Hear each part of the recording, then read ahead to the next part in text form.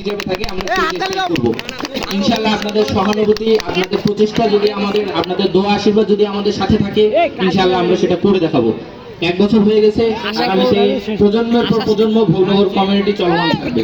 সেই চেষ্টা যেমন ভোগনগর সরকারপাড়া থেকে অতীতে হয়েছে, সফলকাম হয়েছে, ইনশাআল্লাহ ভবিষ্যতেও সেটা হবে। আমরা কোনো কিছু যাত্রা শুরু করতে পারি, আমরা শুরু করে দিয়ে যাই। অতীতে আমাদের পূর্বপুরুষেরা সেই যাত্রা শুরু করে দিয়েছে, সেই ধারাবাহিকতা আমরা রক্ষা করছি।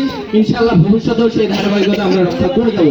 আপনাদের দোয়া, আপনাদের সমর্থন, আপনাদের ভালোবাসা যদি থাকে, তাহলে ভোগনগর কমিউনিটি উত্তর যেমন আমাদের ইউনিয়নের মধ্যে ছড়িয়ে যাবে, তেমনি বাংলাদেশের মধ্যে 1 নাম্বার ইউনিয়ন হিসেবে ভোগনগর 8 নং ভোগনগর ইউনিয়নকে প্রতিষ্ঠিত করার জন্য ভোগনগর কমিউনিটি অগ্রণী ভূমিকা পালন করবে ইনশাআল্লাহ।